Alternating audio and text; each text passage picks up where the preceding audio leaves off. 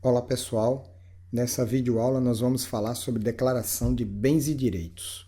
Na declaração de Imposto de Renda 2016, nós temos a ficha Bens e Direitos. E o que é que nós registramos nessa ficha? Primeiramente, nós precisamos entender o que significa a ficha Bens e Direitos. Essa ficha ela é parte integrante da declaração de ajuste anual e também da final de espólio e de saída definitiva do país. Nós sabemos que na Declaração de Imposto de Renda 2016 existem 3 declarações inclusas. Como se deve declarar os bens e os direitos na Declaração de Ajuste do Imposto de Renda 2016? Nós devemos relacionar de forma discriminada, ou seja, de forma detalhada, todos os bens e os direitos do contribuinte e também dos dependentes. Quando você abre a declaração de imposto de renda, a primeira ficha que aparece é a identificação do contribuinte. Mas se você for reparar, logo aqui à esquerda tem a barra de rolagem e a 13ª ficha é a ficha Bens e Direitos. Assim que você clica nessa ficha, vai aparecer essa tela. A ficha se abre e vai aparecer essa tela. Certamente, se você não tiver declarado nenhum bem, se você não tiver anotado nenhum dos bens, não vai aparecer nada nessa tela. Mas aí você clica no Novo. Quando você clica no Novo, nesse botão, vai aparecer esta seguinte tela. Essa tela vai aparecer um código, vai ser necessário informar um código, e esse código é o código do bem ou do direito. Por exemplo, pode ser o código 01, que representa prédio residencial, o código 02, que é prédio comercial, código 12, que representa casa, código 13, terrenos, pode ser também código 18, que representa loja, o código 21, veículos automotores terrestres, e eu destaco também os códigos 31, que significa ações, caderneta de poupança no código 41, ouro e ativo financeiro no código 46. Logo em seguida, quando a gente define qual é o bem que a gente quer declarar, vem a localização. A localização, a Receita quer que nós informemos o país da localização daquele bem. E logo em seguida tem o espaço para discriminação. Então, nessa discriminação, deve ser feito todo o detalhamento do bem. Como, por exemplo, se for um automóvel, placa, chassi, cor, modelo, ano, data da aquisição, valor que foi adquirido, então tem que estar todo detalhado. A situação em 31/12/2014, caso em 2014 já existisse o bem ou já estivesse em poder do contribuinte, então ele informaria o valor conforme o custo da aquisição.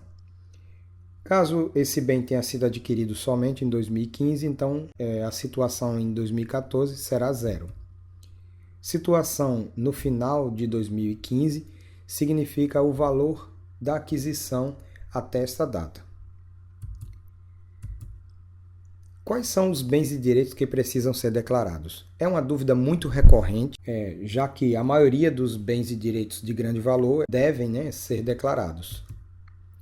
Então vamos lá, imóveis devem ser declarados, veículos automotores, embarcações aeronaves, outros bens móveis. Alguns bens móveis que a gente vai ver que o critério aí é o valor. Saldo de conta corrente bancária. Também o saldo tem um critério que nós vamos entender a partir de um determinado valor. Cadernetas de poupança e demais aplicações financeiras, dentre outras que nós vamos abordar. Dentro da ficha, qual código utilizar para cada bem? Bom, a gente nem precisa se preocupar com isso, porque a própria declaração ela apresenta todo o rol de bens, construções, benfeitorias, lojas. Então fica muito fácil a gente conseguir identificar cada um, qual é o bem que a gente quer declarar, porque existem uma lista aqui, uma barra de rolagem que apresenta aqui um rol de bens com sua codificação. Quem está dispensado a declarar bens e direitos? É importante que a gente entenda. Cadernetas de poupança, contas correntes, em 31/12/2015, até R$ 140 não precisam não precisam ser declaradas. É o valor que para a Receita Federal é um valor irrisório, então, para cada conta corrente ou poupança, esse valor não precisa ser declarado. O que mais? Bens móveis e direitos de valores inferiores a 5.000, eles também não precisam ser declarados. Isso para os bens móveis, porque os imóveis eles não têm um limite mínimo. Todos eles devem ser declarados.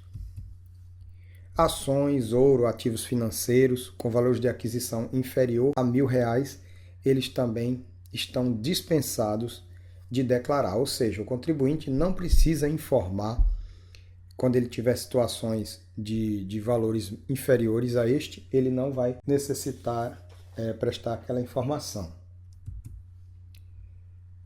Vamos a um exemplo prático. O contribuinte adquiriu em 2015 um automóvel à vista com valor de 30 mil. Então, o que ele vai fazer? Ele adquiriu o automóvel com valor de 30 mil, então ele chegou aqui na codificação e registrou veículos automotores terrestres, que é o código 21, a localização no Brasil e a discriminação.